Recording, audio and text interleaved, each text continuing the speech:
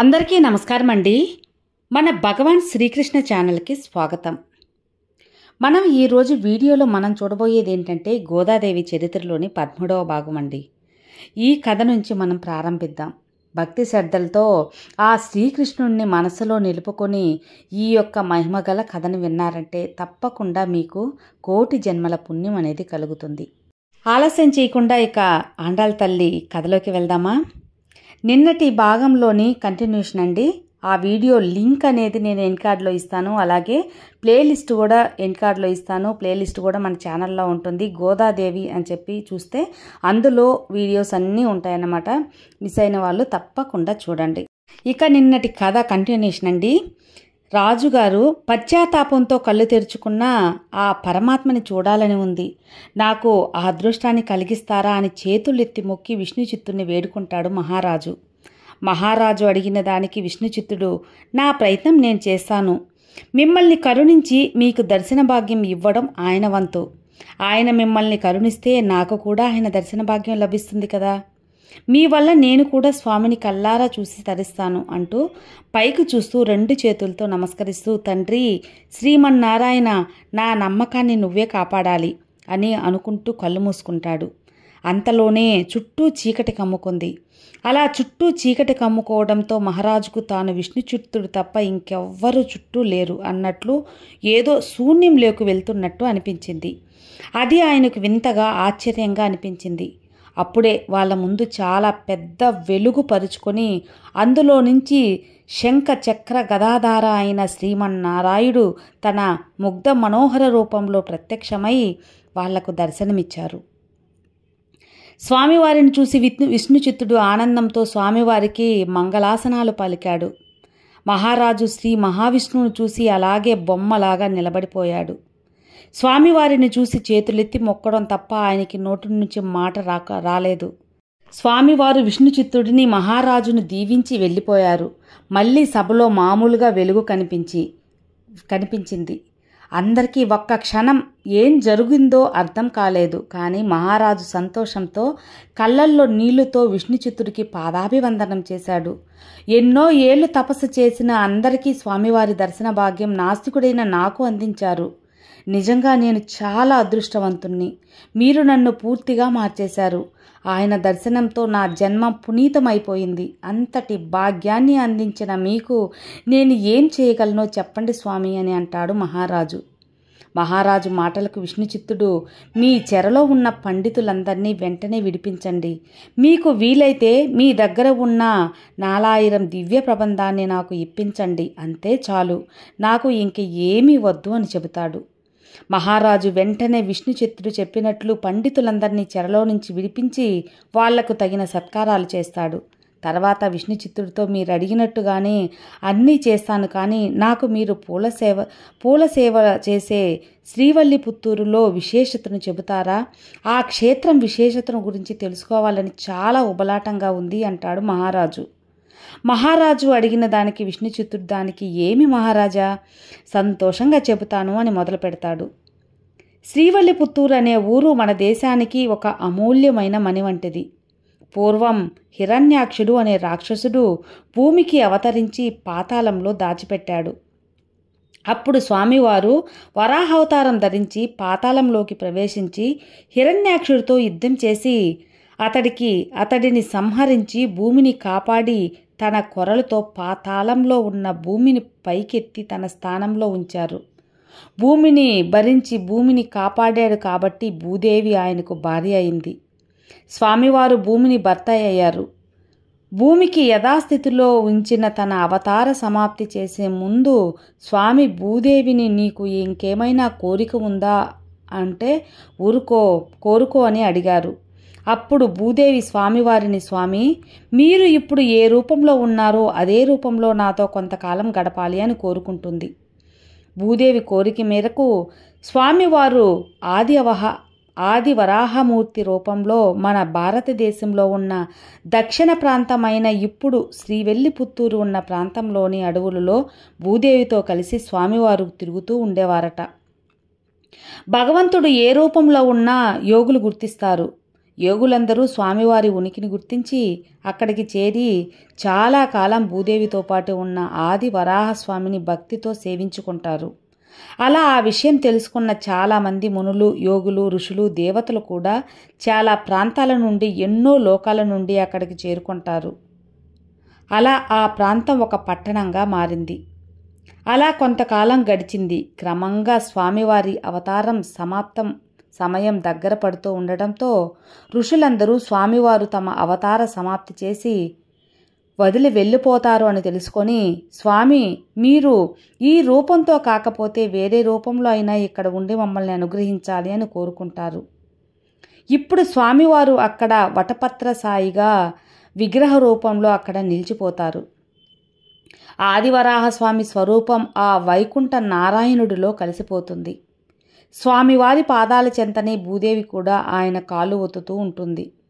స్వామివారు అక్కడ వెలిశారు అన్న ఆనందంలో భక్తితో ఋషులు, మునులు యజ్ఞాలు, యాగాలు అన్నీ చేస్తూ ఉంటే అదే సమయంలో అక్కడికి ఎంతోమంది రాక్షసులు వాళ్ళందరినీ ఇబ్బంది పెట్టడానికి చేరుతారు. వేల మంది రాక్షసులు తమ తమ రథాలతో అక్కడికి యజ్ఞాలు ఆపడానికి అక్కడికి వస్తారు. ఆ యజ్ఞాలలో రకరకాలైన అడ్డంకులను తెచ్చిపెడతారు. మళ్ళీ ఋషులందరూ స్వామివారిని రమ్మని వేడుకుంటారు. అప్పుడు స్వామివారు, ఈ మాత్రం దానికి నేను రానక్కర్లేదు, వీళ్ళందరినీ హతమార్చడానికి నేను అవసరం లేదు, నా సుదర్శన చక్రం ఒక్కటి చాలు అని సుదర్శన చక్రాన్ని పంపిస్తాడు. స్వామివారి ఆజ్ఞ ప్రకారం సుదర్శన చక్రం అగ్ని జ్వాలలను కక్కుతూ వస్తుంది. వచ్చిన వెంటనే రాక్షసుల కంటే ముందు వాళ్ళ రథాలను ఉన్న చక్రాలన్నీ కూల్చేస్తుంది. నేను చక్రాన్ని, అవి కూడా చక్రాలే, ఇక్కడ ఒక చక్రమే ఉండాలి అన్నట్లుగా అక్కడ ఉన్న రథచక్రాలన్నిటినీ తన వేగంతో క్షణకాలంలో కూల్చేస్తుంది. తర్వాత ఆ రాక్షసులందరూ కింద పడిపోతారు. తర్వాత క్షణాలలో అక్కడ ఉన్న కొన్ని కోట్ల మంది రాక్షసులందరినీ సుదర్శన చక్రం తన శక్తితో, వేగంతో వాళ్ళను ముక్కల ముక్కలుగా చంపేస్తుంది. అలాగే చూస్తూ ఉండగానే క్షణాలలో సుదర్శన చక్రం రాక్షసుల రక్త మాంసాలతో నిండిపోతుంది. ఆ సుదర్శన చక్రాన్ని తిరిగి ధరించడానికి వీలుగా ఆ చక్రాన్ని కరగటానికి ఆది వరాహస్వామి వారు వరుణదేవుడిని పిలిచి, ఆది వరాహస్వామి వారు పిలిచిన వెంటనే వరుణదేవుడు ఆయన ముందుకు వచ్చాడు. స్వామివారు వరుణదేవుడితో, ఓ వరుణ, ఈ నా సుదర్శన చక్రాన్ని కడగటానికి ఇక్కడ ఏదైనా నీటి ఏర్పాటు చెయ్యి అని ఆజ్ఞాపించారు. అప్పుడు వరుణదేవుడు సవినయంగా, ఇంతమంది రాక్షసులను హతమార్చిన దివ్యమైన సుదర్శన చక్రాన్ని కడగటానికి సామాన్యమైన నీరు ఎలా సరిపోతుంది? చెప్పండి స్వామి, నేను ఇక్కడికి గంగా, యమున, సరస్వతి ఈ 3 పవిత్ర నదులను కలిపి ఒక తీర్థాన్ని ఏర్పాటు చేస్తాను అని చెప్పి వరుణదేవుడు, అలాగే అక్కడ గంగా, యమున, సరస్వతి 3 కలిపి తీర్థ ఏర్పాటు చేస్తాడు వరుణదేవుడు. తర్వాత అందులో సుదర్శన చక్రాన్ని కడిగారు. అదే ఇప్పుడు ముక్కోల తీర్థం అనే పేరుతో శ్రీవల్లిపుత్తూరులో ఉంటుంది. ఈ ముక్కోల తీర్థంలో స్నానం చేసిన వారికి ఆధ్యాత్మిక జ్ఞానం ఏర్పడుతుంది అని ప్రతీతి. ఎందుకంటే సుదర్శనాన్ని అందులోనే అడిగారు కాబట్టి సుదర్శనం అంటే మంచి దర్శనం. అంతటి సుదర్శన చక్రంలోని మలినాలను కడిగిన తీర్థం కాబట్టి దీనిలో స్నానం చేసిన వాళ్ళ మనసులోని మలినాలు తొలగిపోయి మంచి జ్ఞానం లభిస్తుందని అర్థం. తర్వాత సుదర్శన చక్రం స్వామివారి చేతికి అలంకరించబడుతుంది. ఆ తరువాత వారాహస్వామి వారి అవతారం వైకుంఠ నారాయణులో కలిసిపోతుంది. ఆయన అంశ మాత్రమే అక్కడ అర్చావతారంలో శేషసాయిగా ఉన్నట్లు వటపత్ర సాయి విగ్రహంలో చేరిపోతుంది. ఆయన కాళ్ళు ఉత్తుతో అమ్మవారు అలాగే మింగిలైపోతారు. ఆది వరాహం పూర్తి అవతారం సమాప్తి కాగానే అక్కడికి వచ్చిన ఋషులందరూ చాలా మటుకు అక్కడ నుంచి వెళ్ళిపోతారు. మళ్ళీ అది అడవి కింద మారిపోతుంది. అడవిలోనే ఆ గుడి ఉన్న చుట్టుపక్కల నుంచి చిన్న గ్రామాలలాగా ఏర్పడిపోతుంది. ఆ కుగ్రామాన్ని అప్పటికి పుత్తూరు అని పిలిచేవారు. ఆ అడవిలోనే కుండులు అనే పేరు గలవాడు, విల్లి అనే కలిగేవాడు 2 అటవీక సోదరులు ఉండేవారు. వాళ్ళిద్దరూ అడవిలోకి వెళ్ళి జంతువులను వేటాడి ఆ మాంసాన్ని భుజించేవారు. అలాగే ఒకరోజు వాళ్ళిద్దరూ ఒక వేటాడటానికి వెళ్ళారు. అప్పుడు వాళ్ళకి ఒక పులి కనిపించింది. వీళ్ళిద్దరూ ఆ పులి వెనుక పరిగెడుతున్నారు. అప్పుడు కండువ ఆ పులి మీదకి బాణాన్ని వేశారు. పులి చావలేదు, కానీ దెబ్బతినింది. బాణం దెబ్బకు పులి నక్కి కూర్చుంది. తను వేసిన బాణం తగిలి పులి చనిపోయింది అనుకొని కుండువు దానికోసం వెతుకుతూ ఉన్నారు. దెబ్బతిన్న పులి పొంచి ఉండి కుండువు కనపడగానే అతని మీదికి దూకి అతడి మెడ కొరికేసి చంపేసింది. ఆ తరువాత ఆ పులి ఒక గృహలోకి వెళ్ళిపోయింది. తర్వాత చనిపోయిన తన సోదరుడి శరీరాన్ని చూసి విల్లి ఏడుస్తూ ఉన్నాడు. అయ్యో సోదరా, పులి బారిని పడి చనిపోయావే అంటూ బాధపడుతూ ఉన్నాడు. అక్కడే స్వామి ఆలయం ఉంది. అప్పుడు స్వామివారు ఆ ఏడుపు విని ఒక వృద్ధ బ్రాహ్మణుడి రూపంలో విల్లి అనేవాడి దగ్గరకు వచ్చారు. ఆయన విల్లి అనేవాడి దగ్గరికి వచ్చి ఎందుకు ఏడుస్తున్నావు అని అడిగారు. మేము వేట కోసం వచ్చాం, పులిని చంపడం కోసం వెంబడించాము. పులి నా తమ్ముడిని చంపేసింది, నేను ఒంటరివాడినైపోయాను అడు కుండువ దేహాన్ని చూస్తూ ఏడుస్తాడు విల్లి. అప్పుడు వృద్ధ బ్రాహ్మణ రూపంలో ఉన్న స్వామివారు, సరే బాధపడకు, నేను నీ సోదరుని బతికిస్తాను, నాకు ఆ శక్తి ఉంది. ఇక్కడ వటపత్ర సాయి స్వామి చాలా పెద్ద విగ్రహం ఉంది, కానీ ఆయనకు ఆలయం లేదు. నేను మీ తమ్ముణ్ణి బతికిస్తే స్వామివారికి నువ్వు ఆలయం కడుతావా అని అడుగుతారు. అప్పుడు విల్లి సోదరుడు బతికితే చాలు అన్న ఆలోచనలో తనకు శక్తి ఉందో లేదో అని ఆలోచించకుండా, నా సోదరుడిని బతికిస్తే ఖచ్చితంగా కడతాను, ముందు నా సోదరుని బతికించండి అని అంటాడు. అప్పుడు ఆయన, నువ్వు స్వామివారికి గుడి కడితే వెంటనే బతికిస్తాను అని అంటారు. కానీ వెళ్ళి దానికి ససేమిరా ఒప్పుకోలేదు. ముందు నా సోదరుడు బతకాలి, అప్పుడే నేను ఏదైనా చేయగలను అని అంటాడు. తర్వాత స్వామివారు విల్లి సోదరుడిని బతికిస్తాడు. అప్పుడు నీకు సోదరుడు బతికాడు కాబట్టి గుడి కట్టు అని చెబుతాడు స్వామి. అప్పటికి విల్లికి తన దగ్గర డబ్బు లేదు అని తెలివి వస్తుంది. అయ్యో స్వామి, మీరు అన్నీ చదువుకున్నోళ్ళు, మీకు నేను చెప్పాలా? నేను ఏదో నా సోదరుడు చనిపోయాడనే బాధలో చెప్పాను, కానీ అంత పెద్ద గుడి కట్టాలంటే చాలా డబ్బులు కావాలి కదా. నేనా వేటగాడిని, నా దగ్గర అంత నిధి ఎక్కడుంది, మీరే చెప్పండి అని అంటాడు. అప్పుడు బ్రాహ్మణుడి విషయంలో ఉన్న స్వామివారు నవ్వుతూ ఎదురుగా ఉన్న గృహను చూపిస్తూ, అదిగో ఆ గృహలో ఉంది కదా, అందులో చాలా నిధి నిక్షేపాలు కూడా ఉన్నాయి. అలాగే అందులో పులి కూడా ఉంది. నువ్వు వెళ్ళి పులిని చంపి ఆ నిధిని తీసుకో, దాని సాయంతో గుడిని కట్టు అని చెబుతాడు. ఆయన చెప్పిన తర్వాత విల్లి ఆయన శక్తిగల గురించి తెలిసిన తరువాత ఆయన మాట మీద నమ్మకంతో గృహలోకి వెళ్ళి పులిని ఎంపి నిధిని తన వశం చేసుకొని ఆ నిధి సహాయంతో గుడిని కడతాడు. విల్లి అనే వ్యక్తి వల్ల కట్టబడిన గుడి ఉన్న ఊరు కాబట్టి పుత్తూరుగా ఉన్న చిన్న ఊరు నగరంగా మారి విల్లిపుత్తూరు అయింది. శ్రీవారు అక్కడ వెలిసి ఉండటం వల్ల శ్రీవిల్లిపుత్తూరు అయింది అని వివరంగా చెప్తాడు విష్ణుచిత్తుడు. విష్ణుచిత్తుడు చెప్పిన శ్రీవిల్లిపుత్తూరు ఊరి ఇతిహాసం విని మహారాజు పరవశించిపోయాడు. చాలా బాగా చెప్పారు గురువుగారు, నిజంగా ఆ స్వామివారు స్వయంగా వెలిసిన ఆ చోటు చాలా అద్భుతం. మీలాంటి వాళ్ళు అక్కడ స్వామివారిని పూలసేవ చేస్తూ తరిస్తున్నారు. అందుకేనేమో స్వామివారు మీరు చేసే సేవకు మిమ్మల్ని మెచ్చి మీకు అంత పాండిత్యాన్ని ఇచ్చారు, నా గర్వాన్ని అణచేలా చేశారు అని అంటాడు. తర్వాత పాండ్యరాజు విష్ణుచిత్తుడిని అన్ని విధాలా సత్కరించి ఆయన అడిగిన 4000 దివ్య ప్రబంధాన్ని కూడా తన భటుల చేత ఇచ్చి గౌరవ సత్కారాలతో ఆయనను తన ఇంటికి పంపిస్తారు. విష్ణుచిత్తుడు ఇంటికి వెళ్ళగానే ఆనందంతో కూతుర్ని పిలుస్తాడు. ఇంటి లోపల ఉన్న గోదాదేవి తండ్రి పిలుపు వినగానే బయటికి వచ్చి తన మొహంలో సంతోషం చూసి తను కూడా సంతోషపడుతుంది. తర్వాత 4000 దివ్య ప్రబంధం ఉన్న పెద్ద మూటను గోదాదేవి చేతికి ఇచ్చి, ఈ 4000 దివ్య ప్రబంధం 4 వేదాలతో సమానమైన జ్ఞానం కలవి, వీటిని నిత్యం పారాయణం చేయి తల్లి అని తండ్రి చెబుతాడు. తండ్రి చెప్పినట్టుగానే గోదాదేవి వాటిని రోజు చదువుతూ ఉంటుంది. ఒక్కొక్క కట్ట విప్పి చదువుతూ ఉండగా ఒక రకమైన ఆనందానికి లోనవుతుంది గోదాదేవి. నిజంగా ఈ గ్రంథాలు 4 వేదాలతో సమానమైనవే, కానీ ఇవి సామాన్యుల మొదలకు అందేవి కావు, చాలా కఠినంగా ఉన్నాయి. అలా అనుకుంటూనే రాత్రి పగలు తేడా మర్చిపోయి వాటిలో లీనమై 4000 దివ్య ప్రబంధాలను పూర్తిగా చదువుతుంది. తర్వాత గోదాదేవికి ఈ ప్రబంధాలు ఇంత గొప్పవైనవి కూడా సామాన్యులు చదవలేరు కదా, వీటిని నేను సామాన్యులకు అందే భాషలో తేట తెల్లం చేయాలి, ప్రతి పల్లె పిల్ల వీటి గురించి పాడుకునేట్టుగా సామాన్యమైన భాషలో రాయాలి అని అనుకుంటుంది. అంతకంటే ముందు నేను వీటిని పూర్తిగా మనసులోకి ఎక్కించుకోవాలి అంటూ రాత్రి పగలు అనే తేడా తెలియకుండా నిమగ్నమై వాటిని శ్రద్ధగా పారాయణం చేస్తూ ఉంటుంది గోదాదేవి.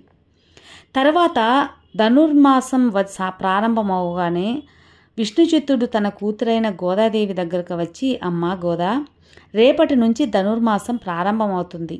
మన స్వామివారికి అన్ని మాసాలలో కల్లా మార్గశిర మాసం అంటే చాలా ఇష్టం. పుష్యమాసంలో ద్వాదశి రోజు మేల్కొన్న స్వామి మార్గశిర మాసంలో మన చేత పూజలు అందుకుంటారు. సంవత్సరాన్ని అంతా ఒక్క రోజులో లెక్క పెట్టుకుంటే అందులో ఈ మార్గశిర మాసం బ్రహ్మి ముహూర్తం లాంటిది. రోజులు ఎలా బ్రహ్మముహూర్తం వస్తుందో విలువైనదో అలాగే సంవత్సరంలో మార్గశిర మాసం చాలా శ్రేష్టం. స్వామివారికి ఈ మాసంలో చేసిన పూజలు అత్యంత ప్రీతిమైనవి. స్వామివారు తృప్తి చెంది మనల్ని అనుగ్రహిస్తారు. రేపటి నుంచి తెల్లవారుజామునే లేచి పూజకు సిద్ధం చెయ్యి. స్వామివారికి మాసంలో అలంకరణ కూడా చాలా అందంగా చేయాలి అని గోదాదేవికి చెప్తాడు విష్ణుచిత్తుడు. అలాగే నాన్న, రేపటి నుంచి తప్పకుండా త్వరగా లేచి అన్నీ సిద్ధం చేస్తాను అని చెప్పి రేపటి నుంచి ధనుర్మాసం ప్రారంభం. నా రచన కూడా రేపటి నుంచే మొదలు పెట్టాలి. ఈ ధనుర్మాసంలో ప్రతి పల్లె పిల్ల స్వామివారి గురించి అందంగా గానం చేయాలి కదా. నేను నాతో పాటు ప్రతి పల్లె పిల్లని పిలిచి నా గానంలో భాగంగా కలుపుకొని చేయించాలి అని మనసులోనే నిశ్చయం చేసుకుంటుంది గోదాదేవి. స్వామి, రేపటి నుంచి నీకు పూలమాలతో పాటు నా పద్యం కూడా మాలలుగా నీకు అర్పిస్తాను. స్వీకరించు, అనుగ్రహించు స్వామి అని అంటుంది. అలాగే మరుసటి రోజు తెల్లవారుజామున సూర్యుడు ఉదయించకముందే లేచి స్నానం చేసి తండ్రికి పూజలో సాయం చేసి మొదటి పద్యాన్ని రాయడం మొదలుపెడుతుంది. ఈ మొదటి పద్యం యొక్క భావం సుసంపన్నమైన గోకులంలో పుట్టి సుశోభితులై గోపికలారా, మార్గశిర మాసంలో ఎంతో మంచిది, వెన్నెల్లో కురిపిస్తుంటుంది, చాలా మంచి రోజులివి. సూర్యుడైన నందగోపుణ్ణి కుమారుడు విశాల నేత్రి అయిన యశోదమాతకు బాలసింహం వంటి వాడు, నల్లని మేఘం వంటి శరీరము కల చంద్రుడు వలె ఆహ్లాదకరుడు, సూర్యుడి వలె తేజోమయుడు అయిన నారాయణుడి తప్ప ఇతరములేమీ కోరను. మనకు ఆ స్వామి వ్రతము కావలసిన చోట సిద్ధపడినాడు. కావున మీరందరూ ఈ వ్రతంలో నాతో పాటు పాల్గొని మనలాగా అందరికీ స్వామి అనుగ్రహాన్ని అందించేలా వ్రతం చేయడానికి సిద్ధమైన వారందరూ త్వరగా రండి అని గోదాదేవి పాసురం అంటే పద్యం ద్వారా గోపికలందరినీ ఆహ్వానిస్తుంది. కావున మీరందరూ ఈ వ్రతంలో ప్రవేశించి లోకము ప్రకాశించినట్లుగా దాని కంగమైన మార్గళీ మాసం చేయు కోరికలు గల వాళ్ళందరూ ఆలసింపక శీఘ్రముగా రండి అని గోదాదేవి గొల్ల బామలనందరినూ ఆహ్వానించుచున్నది. గోదాదేవి తనతో పాటు గోపికలందరినీ కలుపుకుంటూ స్వామివారి సేవలో తరించడానికి రోజుకు ఒక పద్యం చొప్పున రాస్తూ ఉంది. మొదటి రోజు స్వామివారినే పూజకు కావలసిన సామగ్రి సిద్ధం చేయమని అడుగుతూ పద్యాన్ని రాసింది. ద్వాపర యుగంలో గోపికలందరూ కృష్ణుడి కోసం చేసిన కాత్యాయని వ్రతం, ఈ ధనుర్మాస వ్రతం కూడా అత్యంత శ్రేష్టమైనది. ఇప్పుడు గోదాదేవి చేస్తుంది అదే. ఆండాల్ గొల్లబామలను కాలాన్ని ప్రశంసిస్తూ శ్రీమన్నారాయుడు మాత్రమే మన అంతిమ లక్ష్యమని మరియు సాధనమని వివరంగా చెబుతూ కృష్ణానుభవం పొందాలనే సంకల్పంతో మార్గళి ధనుర్మాసం వ్రతం కూడా చేయాలి, నోమును పాటించాలని నిర్ణయించుకుంటుంది. అది మార్గశిర మాసం వెన్నెల నిండిన మంచి రోజు. ఓ అందమైన గొల్లపడుచులారా, మనం కోరే వ్రత సాధనమైన పర అను వాద్యాన్ని స్వామివారికి మనకి ఇస్తారు. మనం ఈ ధనుర్మాస వ్రతం చేయడం చూసి లోకులందరూ సంతోషించేలాగా, మనల్ని చూసి భవిష్యత్తులో అందరూ దీన్ని ఆధారంగా చేసుకుని క్రమం తప్పకుండా ఆచరించే విధంగా మీరందరూ వచ్చి ఈ వ్రతంలో పాల్గొనండి అని చెబుతుంది గోదాదేవి. అలాగే ఇప్పుడు విష్ణుచిత్తుడు గోదాదేవిని మరిచిపోయినా కూడా గుర్తు చేసి మరీ తన చేత మాలలు తొడిగించి వాటిని స్వామివారి కోసం తీసుకెళ్లేవారు. గోదాదేవి కూడా తెల్లవారుజామునే పూజ చేసుకుని తర్వాత స్వామివారి కోసం రకరకాల పూల చెట్లు, సుగంధమైన పత్రి మొక్కలు, ఇంకా విరివిగా తులసి మొక్కలు కూడా పెంచేది. గోదాదేవి చేతి మహిమ వల్ల తన పెంచిన మొక్కలన్నీ తొందరగా అందమైన రంగురంగుల పూలతో నిండిపోయేవి. స్వామివారు తన కోసమే పూలు పూసేలా చేస్తున్నారని అన్నట్లుగా అవి చూసి ఆశ్చర్యపోయేది గోదాదేవి. వాటిని ఇష్టంగా జాగ్రత్తగా కోసి అందమైన మాలలుగా కట్టేది గోదాదేవి. గోద కట్టిన మాలలు అత్యంత అపురూపంగా అందంగా తయారయ్యేవి. భూదేవి స్వయంగా కట్టిన మాలలు కదా, అందంగానే ఉంటాయి మరి. మళ్ళీ రెండవ రోజు గోదాదేవి గోపికలతో కలిసి కృష్ణానుభవంలో పాల్గొనేటప్పుడు చేయవలసిన పనులు మరియు చేయకూడని పనులు గోదాదేవి గోపికలకు వివరంగా చెబుతుంది. స్వామివారికి శరణాగతి చేసిన మనకు మార్గదర్శకులు స్వామివారి అర్చించిన ఆచార్యులే అని ఆమె వివరిస్తుంది. కృష్ణుడు అవతరించిన ఈ ముల్లోకాలలో పుట్టి కృష్ణ నష్టాలను అన్నీ ఉన్న ఈ ప్రపంచంలో కూడా కృష్ణనామ సంకీర్తనలతో ఆనందమే అనుభవిస్తున్న గోపికలారా, నేను నా వ్రతం ఇలా చేయాలి అని అనుకుంటూ ఉన్నాను. ఆ విధానాన్ని మీరు కూడా వినండి. పాల సముద్రంలో హాయిగా శయనించి ఉన్న శ్రీమన్నారాయణుడి కోమలమైన తామర పువ్వులలా ఉన్న ఆ అందమైన పాదములకు మంగళం పాడుదాం. ఈ వ్రత సమయంలో నేతిని కానీ పాలను కానీ మేము అస్సలు స్వీకరించము.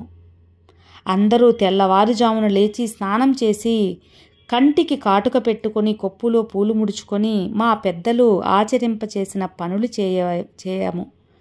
ఇతరులు బాధ కలిగించే మాటలను, అసత్య వాక్యాలను ఎప్పుడూ పలకము. పెద్దవారిని, ఎక్కువగా జ్ఞానం కలిగిన వారిని అత్యంత గౌరవంతో చూస్తాము. బ్రహ్మచారులను, సన్యాసులకు భిక్షం సమర్పిస్తాము.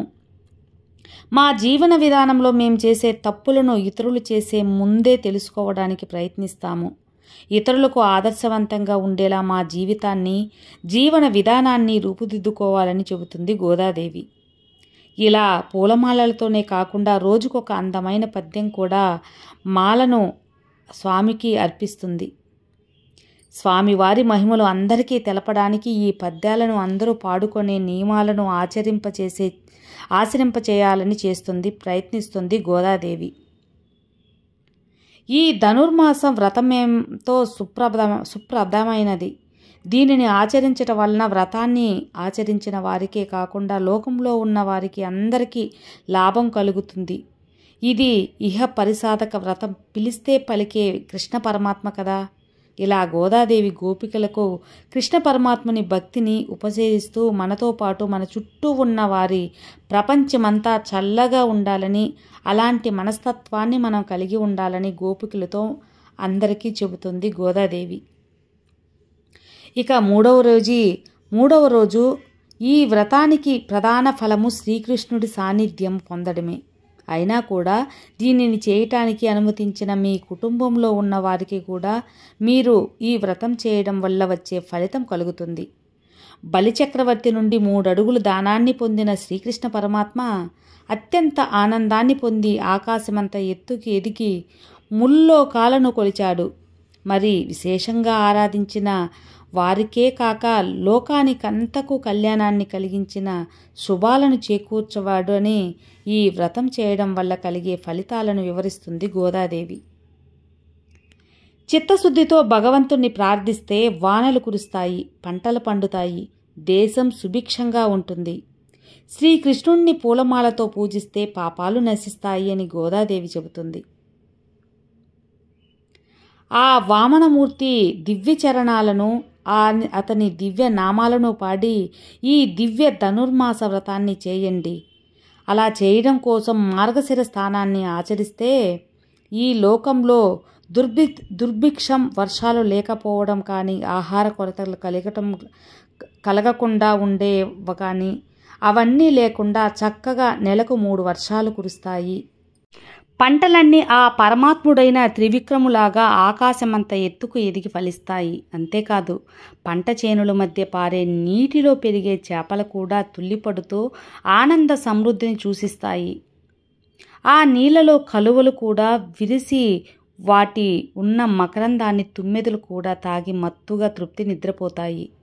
మనకు పండే పంటలే కాదు, వాటి చుట్టూ ఉన్న ప్రకృతి, పశు సంపదలు, చేపలు, పూలు, పళ్ళు ప్రతి ఒక్కటి కూడా సమృద్ధికి సంకేతాలే కదా. ఇక పాలు తాగడానికి గోవులు పొదుగుకు తాగగానే అవి కూడా కలశాల నుండే దారలు పాలు ఇస్తాయి. ఇలా తరగని తన ధాన్యాలతో సమృద్ధితో లోకమంతా నిండిపోతుంది. మన కోసమే కాదు, లోక కళ్యాణం కోసం, లోక సమృద్ధి కోసం కూడా ఈ వ్రతాన్ని చేద్దాం రండి అని గోపికలను పిలుస్తుంది గోదాదేవి. 3వ రోజు కూడా తన పద్యాలతో పాటుగా కన్నయ్యను గోపికలతో కలిసి పూజించి విష్ణుతత్వాన్ని తను మాత్రమే అనుభవించకుండా అందరూ ఆ స్వామి ప్రేమకు పాత్రులే అవ్వాలని అనుకుంటుంది గోద. ధనుర్మాసంలో నేడు 4వ రోజు. ఈ నెల ప్రతిరోజు ప్రతిదినము గోదాదేవి ప్రేమతో రచించిన పసురాలతో పాడుతారు. ధనుర్మాసం నెల రోజులు సూర్యోదయం సూర్యాస్తమయం సమయంలో దీపారాధన చేయడం వల్ల మహాలక్ష్మి అనుగ్రహం లభిస్తుందని పురాణాల కథనం.